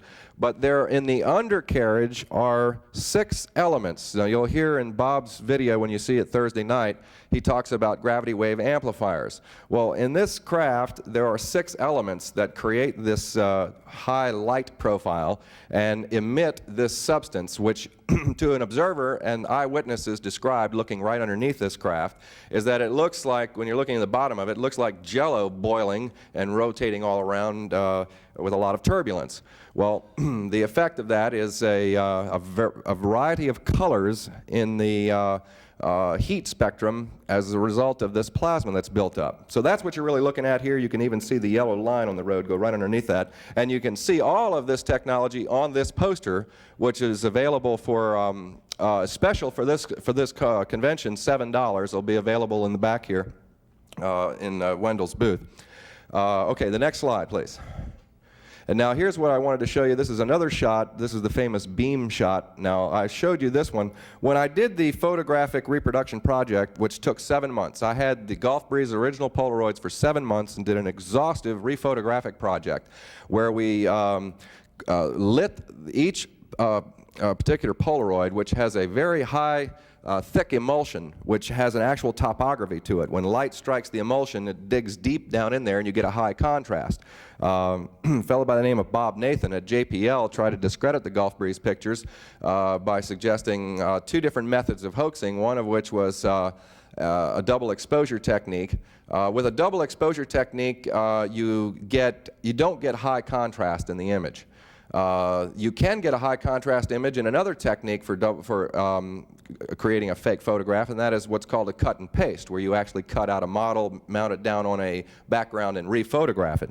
Problem is with the Gulf Breeze pictures, we got a high definition contrast on the top and bottom of the craft where the power source light and the little beacon light and the white cap of the craft was, and on the sides it tended to blend in with the atmosphere, with the color of the background, which gave you a very low contrast. Well, you can't have your cake and eat it too. You can't have both.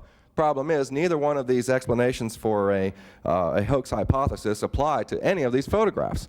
And I could go on and on and on about that. But in this particular picture, which we shot at a very low threshold, in other words, we created pictures where if you overexpose and underexpose, and in one case you get to see a lot of detail. In other words, the light sources, you just overburn them, but you get to see small detail away from the light source. And the other alternative, you cut it way, way down and actually get to see the color temperature of the light source, but you lose a lot of the smaller detail, which is the case of what you're looking at in this picture, the purpose being so we could look up inside the bottom of the craft. And with that, you can actually see the definition, as you could count them, if you could see all the way around, there's actually 6 different elements in the undercarriage, which relates very well to Bob Lazar's theories of the propulsion techniques of these type of craft. In other words, these craft that are flying in Gulf Breeze are of an evolved design, a much higher technology than the stuff we have out at the test site apparently. And to my knowledge, they don't have anything like this. We have not recovered anything like this. These are, to my knowledge, all under alien intelligence control. Next slide, please. Okay, starting real quickly into the Chesapeake Connection, and this is what started the research into the Chesapeake Connection. We had a lot of UFO activity around the electromagnetic pulse experiments being conducted in the Chesapeake Bay. This was a banner headline in the local newspaper. Next slide, please. Slide, please. This is the cover of the Chesapeake Connection. Then I think we have a next slide, which is shows the anatomy of the cover-up, which gets us down into the indoctrination program. Next slide, please. Okay, now, one of the things that we found as a result of some research that Bill Moore started, and in his book, The Roswell Incident, he had alluded to an incident that occurred, it was called the Gerald Light Letter, a fellow from Los Angeles who reported that him and Franklin Allen of the Hearst Papers, Edwin Norse of the Brookings Institution, and James F.A. McIntyre, Cardinal later became bishop, or vice versa, who had visited in 1954 in April at Muroc Field, and apparently that's where Eisenhower was also taken, and exposed to 5 different craft. And it was mainly a sociological experiment to see what the impact of these different individuals from a variety of different fields had with regard to being exposed to this. So that started research into Brookings, since Edwin Norse was with Brookings. He was also a cattle rancher, and amongst several other interests. But the Brookings Institution, we found a study that had been conducted in 1960 for NASA called Proposed Studies on the Implications of Peaceful Space Activities for Human Affairs. The bottom line to this thing is that they had determined it would take a very slow indoctrination process to expose the public to the realities of the extraterrestrial phenomenon because of its impact on economics, theology, and every field you can imagine. Next slide, please. Now, I want to take you through a little walkthrough on some rather extraordinary things involved in indoctrination. You're going to see, I have some videos. I want to show you a couple of commercials. I know I'm going to be running rather short on time. I was promised we could go over because we started about half an hour or 20 minutes late or so. But I want to show you an abundance of the type of thing that the public's being fed. This was on a billboard, and of course this was seen on buses and everything else. This is an advertisement for Camel cigarettes. They have the smooth dude character. This was a billboard down at the Dallas-Fort Worth airport with the disc up in the right-hand corner. Can we kill the light on here, because it's some of these we're losing a lot of the definition because of the lights that's focused on the screen here. What you have here is a disc up in the upper right-hand corner with a beam on the smooth dude, which is the character that they use to promote Camel cigarettes, and it says they're coming. That's the wrong one. We need to. That's the ticket. Okay. Now, the next stage of this was that they lost the disc and they lost the beam, and it said they're here, and the dude's holding a pack of new Camel Ultra lights. The next slide, please. This is a 9X kiosk up in New York. Next slide, please. This is an advertisement in a magazine for Yazoo ham radios. The dialogue is extraordinary. I wish we had more time to get into a lot of this. But again, the Chesapeake Connection will give you a lot of the background details on this. Next slide, please. Here's a close-up of the picture that they have up in there. Unfortunately, I can't see these, or I could read you some of the rather extraordinary dialogue on here. But the next slide, please. This is from Chi Pants, and if you can see some of the dialogue, it's rather interesting about Chi Pants being the pick of the galaxy. But notice the characters in there. Let's take the next slide. Gives you a close-up of what's in the picture. Of most interest is many abductees have described this screen you see up on the right, which is kind of like a floating screen, a floating video screen, and of course they have the drawing of the pants there. Okay, then the next slide. There's a steady diet. Aliens want your payday. Next slide. This is what's the opposite corner panel. Better eat fast.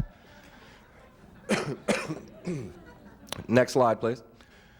Then, of course, many people remember this from Aviation Week and Space Technology magazine, an advertisement for Amoco Performance Products, which has some extraordinary dialogue and a long story that goes with this. And it turns out the bottom line is that this advertising campaign became the single most successful advertising campaign in their entire history. Next slide, please. We'll show you the separate panels. There's some of the dialogue. It talks about the attainable unknown. Let's take the next slide, because I can't see from here. Then there's the picture of the alien, and then they decided to make a poster. Next slide, I think, shows the poster. They made a poster for this. Rather extraordinary piece of work in terms of advertising. Next slide.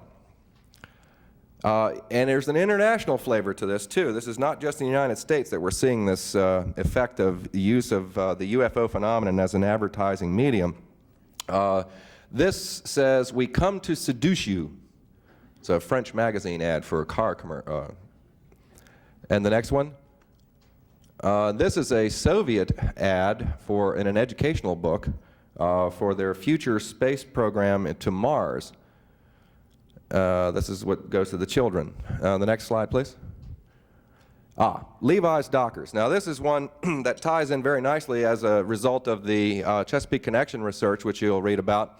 It involves Levi Strauss. Now what we found at the Brookings Institution, which we expanded our investigation as a result of the study that they conducted called Proposed Studies on the Implications of Peaceful Space Activities for Human Affairs. And who we found on the Board of Trustees was nothing short of extraordinary. A name you'll recognize, B.R. Inman, who is currently on President Bush's Defense Science Board. Bob Haas, who is the CEO of Levi Strauss. In 1984 at the Los Angeles Olympics, many of you will recall, they had a 200-foot UFO they flew in over the Coliseum for the closing ceremonies, sponsored by Levi Strauss. And on CNN, this commercial ran for about 6 months, and it really exemplifies the concept of subliminal indoctrination. Subliminal indoctrination works best when your attention is not focused on it. In other words, when commercials come on, they jack up the volume on the broadcast. You get up, go to the kitchen, go to the bathroom, what have you, but your subconscious registers everything going on. Well, let me show you what they slipped in on you.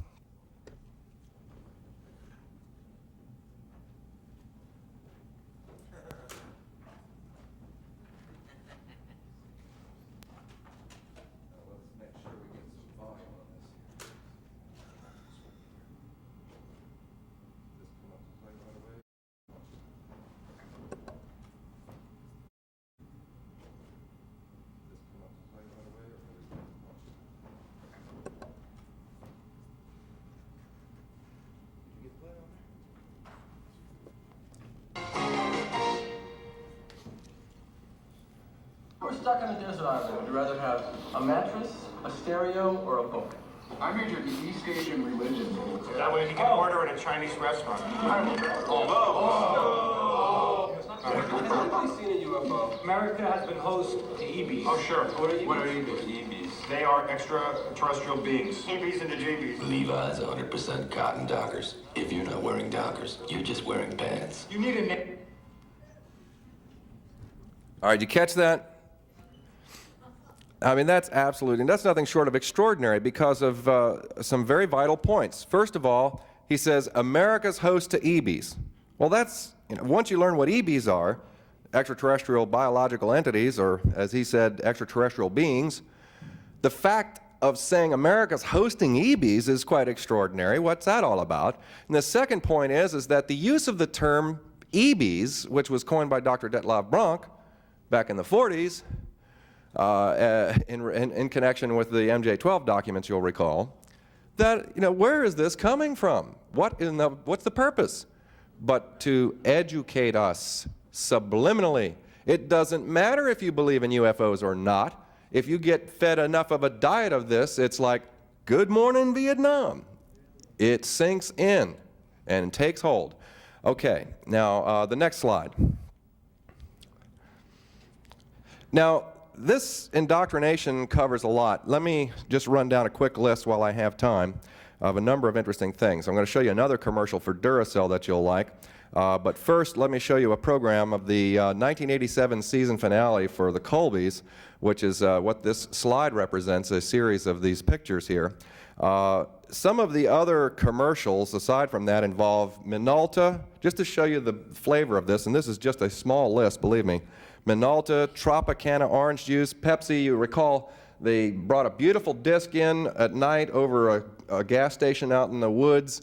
Beam comes down, picks up the Coke machine, starts to fly off, comes back, drops the Coke machine, picks up the Pepsi machine, and then flies off. Sun-Kissed Fun Fruit, Edie's Ice Cream, I'm sure a lot of you caught that.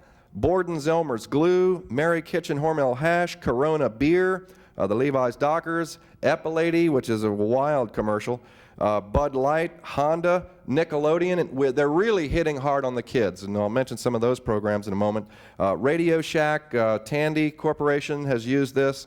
Oh, incidentally, the Dallas-Fort Worth Airport bulletin board, the billboard, now instead of having the Camel Lights billboard, they now have a new one for Crown Royal, which is, it's a three-dimensional billboard. They built a huge disc, totally lit up with a huge beam focusing down on the billboard where they have a bottle of Crown Royal. It's an extraordinary sight at night. And in the print media, of course, we've had the Amico, some of the movies you might want to remember, The Day the Earth Stood Still, Star Wars, Close Encounters, E.T., The Abyss. It goes on with the type of diet we're getting with this. Many of the shows, Matt Houston, Dennis the Menace, and his whole gang for kids were abducted by aliens because they needed their DNA for vitality. Gumby, in front of 40 million American children, was abducted by aliens. And what I wanted to show was in 1987, the Colbys, and we'll start with that, and then I'll do this other commercial.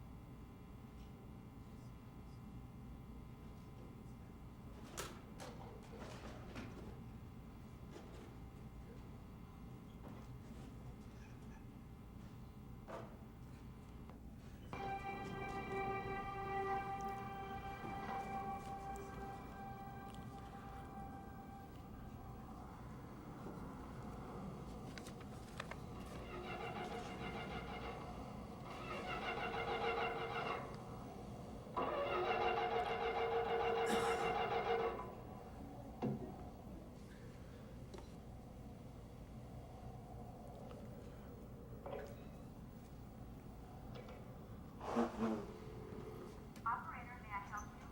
I'm calling for my car. I'm in the middle of the desert, at the junction of Route 61 and Diamondback Road. I'm having trouble with my engine. It's dark, and I need help. Can you give me the number of the nearest... Sorry, I hardly hear you. I said I need help. Hello? Hello?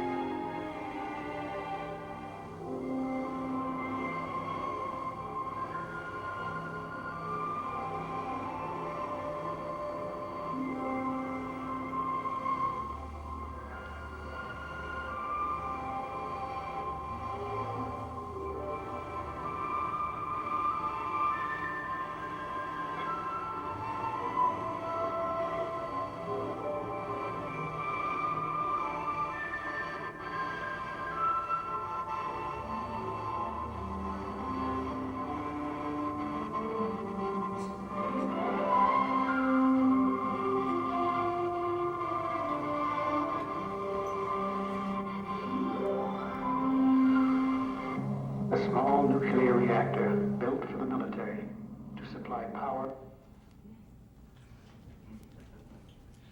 The next season, the first several episodes were spent with the sociological phenomenon of Fallon trying to explain, even to her husband, the events that transpired here at the season-ending finale. The irony of it is that it's so true to life. Even her husband didn't believe her, thought she was a lunatic, wanted to put her in an insane asylum. And what was fascinating is that it shows the dilemma that so many of our fellow citizens have encountered this type of phenomenon and the type of sociological problem that such a profile creates. And I think we certainly owe it to these people who have had the courage to come forward and shed some light on this phenomenon for us by sharing their experiences. And I think it's delightful that we get to see this sort of expression. What it really is saying is that maybe this cover-up is really not so bad. Maybe there really is something that's legitimate with regard to a reason for having a cover-up. Maybe that the reason is that it requires a slow indoctrination process. And maybe, just maybe, these corporations are involved with the intelligence community, and we certainly know in cases like Close Encounters where there was an enormous amount of government consultation in the development of that film, that we're being coached along. Perhaps to save our sanity. I'm sure there's a lot of different reasons that we could expand on in dwelling on that aspect of this phenomenon. Let me show you. They also take a different approach. Instead of a real hardline sociological approach like that to this, they also take another approach, which is apparent in the next quick video, which is a commercial for Duracell batteries. Pay particular close attention to the end of the commercial.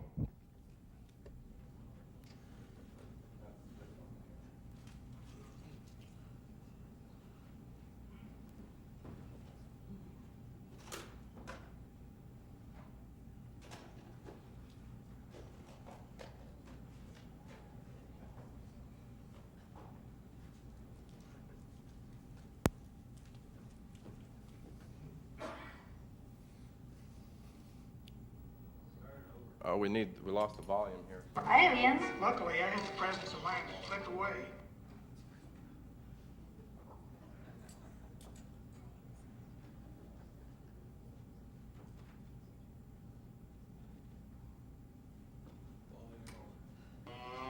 The UFO landed right there. We found the Martian people to be very articulate. And very chatty, especially for aliens. Luckily, I had the presence of mind to click away. And I'd have some great UFO pictures if the batteries in my flash had not been dead. Yet another reason why you should test all your batteries with the copper top tester. We all saw it. Me, and Ellen, and Junior. Where's Junior? The copper top tester, only from Duracell. Well, I don't know what happened to Junior, but I think we can probably guess. Yeah, you can turn. You can kill. We're done with that. Just let me share one thing with you here quickly. This is a letter that one of the UFO abduction victims wrote to Bud Hopkins, which he was kind enough to share with me. And he says, a woman wrote the following analogy about her UFO abduction experience. She said she was watching a show about animals. She loves animals. I don't know if it was Wild Kingdom or some National Geographic show. But these scientists were tracking some polar bears. They had all kinds of weird-looking equipment and were using a white board which rendered them invisible in the snow to the bears. And as I watched, I got a real sick feeling in the pit of my stomach. These scientists were dressed in identical white suits. They lured the bears closer and drugged the big one with the cubs. The whole time, they were tagging her and they were taking blood samples, measuring fat, checking eyes, mouth, etc. And whenever the bear struggled, they would pet her and talk to her and tell her everything was going to be fine. These scientists placed a device on her that would track her movements for so many years. They even marked her with a special paint that could be spotted from the air. And then, when they were through with her, they ran and hid behind the big screen so that when she woke up, she wouldn't see them. And she got up, looked around. She ran so fast that her little cubs could hardly keep up. Imagine how she must have felt the other times when they followed her in a helicopter. She could run, but with the paint and the homing device, she could never hide. I think all we are is a bunch of animals to these beings, some little experiment that has been ongoing for who knows how long. And she concludes with the comment, I don't like the idea of being something's lab animal. And I think that nicely encapsulates the unfortunate sentiments of so many people who have been the victim of this phenomenon. Now, do we still have a few minutes? I've got some incredible video from Gulf Breeze recently that I'd like to share with you, if you'd like to go on. Okay. On September 6th of 1991, just to give you an update, first of all, the Gulf Breeze case has not died, although Unsolved Mysteries has stopped covering it, and Current Affair and Hard Copy and all these other programs have really stopped their their vigilance on Gulf Breeze.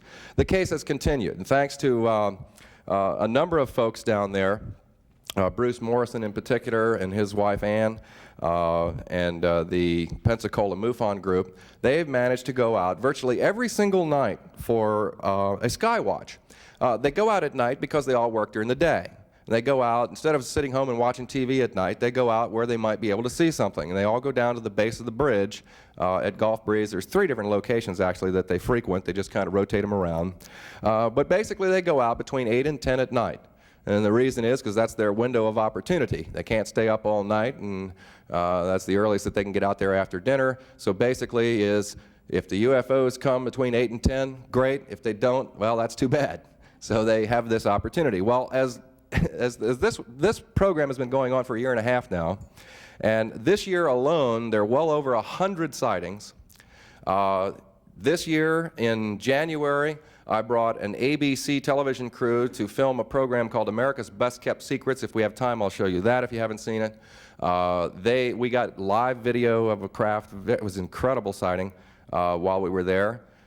In May, I took Yunichi Yaui's crew for his annual UFO special there in May.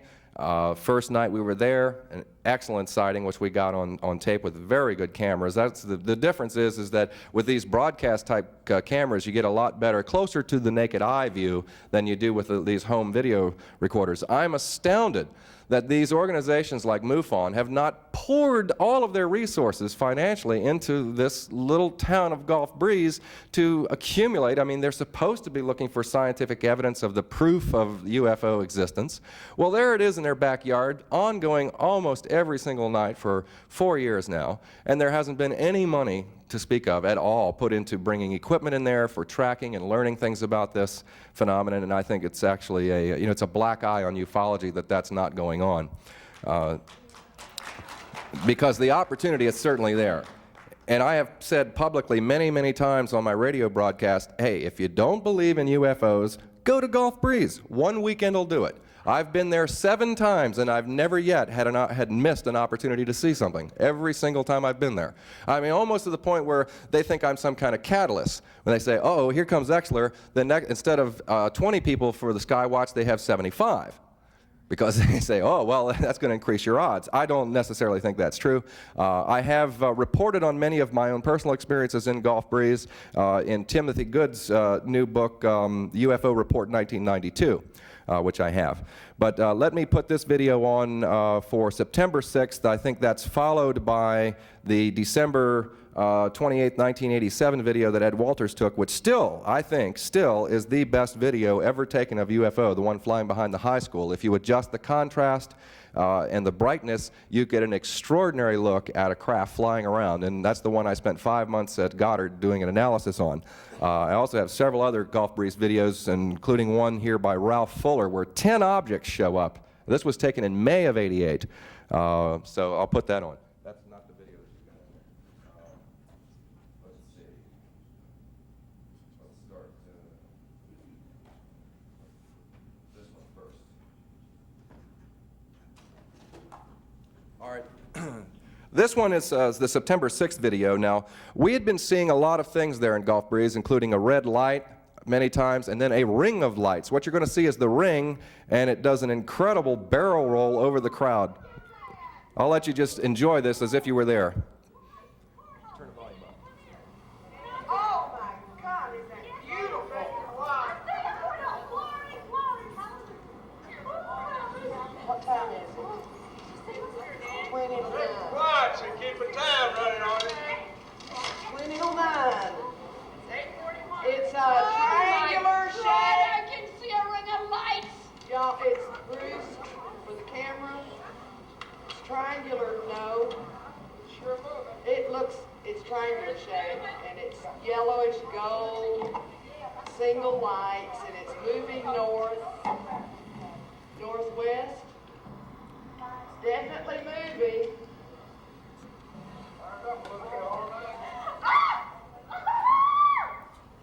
It's elliptical, it's changing. I've got an elliptical in my camera now.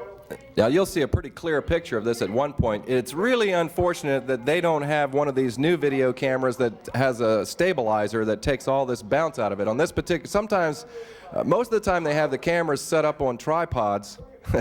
That's Bruce Morrison saying, holy.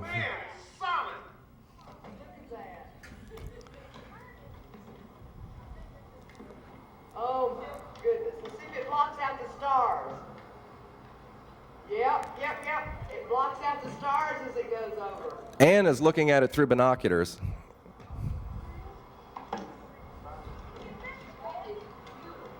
It's got to be large because look how it blocks out the stars.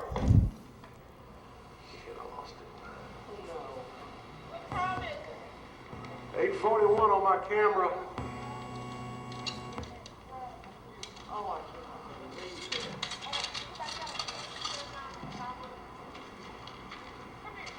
that thing is huge. It's a big mother.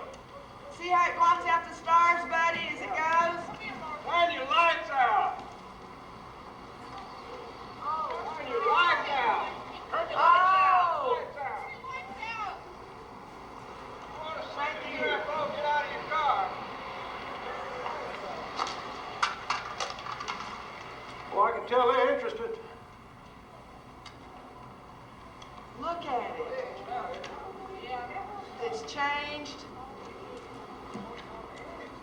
Oh, wow. Turned up on edge.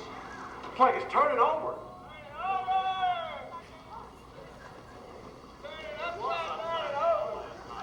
Look at that. Flipping over. It's flipping over. It did all the way over.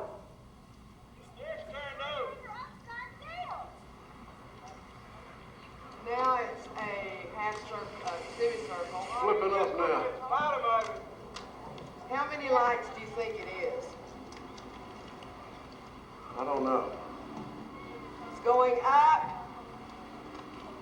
It's going up. It's getting farther away and going up towards. Look at that. There it goes. It's gone. No, it's not. No, it's still there. I've lost it. Well, that's all the visual we'll get on this, so let's go ahead and pull that tape. I want to show you another one that was taken in May of 1988 where a fellow out at looking over the Gulf there at Pensacola Beach got a picture that he certainly was not expecting.